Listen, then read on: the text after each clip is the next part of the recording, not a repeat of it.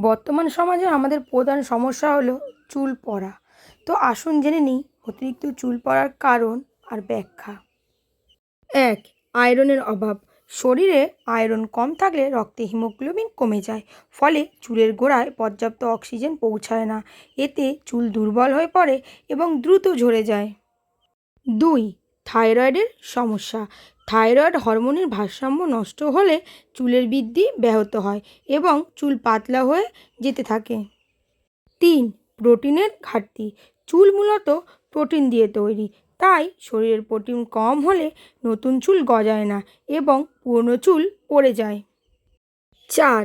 মানসিক চাপ। অতিরিক্ত স্ট্রেস বা দুশ্চিন্তা শরীরের হরমোনের ভারসাম্য নষ্ট করে, যার ফলে হঠাৎ করেই চুল পড়া শুরু হয়। ৫. হরমোন সমস্যা। বিশেষ করে মেয়েদের ক্ষেত্রে পিসিওএস, প্রেগনেন্সি বা মাসিকের অনিয়ম হলে হরমোনের পরিবর্তনের কারণে চুল ঝরে যেতে পারে। ৬. ভিটামিন ডি এর অভাব।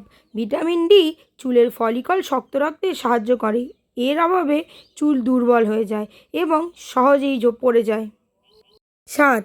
ভিটামিন বি টুয়েলভের অভাব। ভিটামিন বি টুয়েলভ কম থাকলে রক্ত সঞ্চালন ঠিক মতন হয় না, ফলে চুলের গোড়ায় পুষ্টি পৌঁছায় না এবং চুল পড়া বেড়ে যায়। ৮.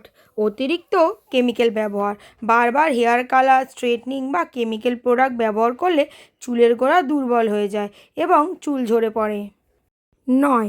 খুশকি বা ড্যান্ড্রফের সমস্যা। মাথার ত্বকে খুশকি বা সংক্রমণ থাকলে চুলের গোড়া নষ্ট হয়ে যায়, ফলে চুল বেশি পড়ে। ১০.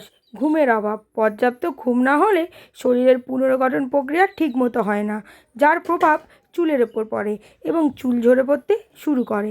এরকম ইনফরমেটিভ ভিডিও পেতে পেজটি লাইক, কমেন্ট, শেয়ার করে পাশে থাকবেন। ধন্যবাদ।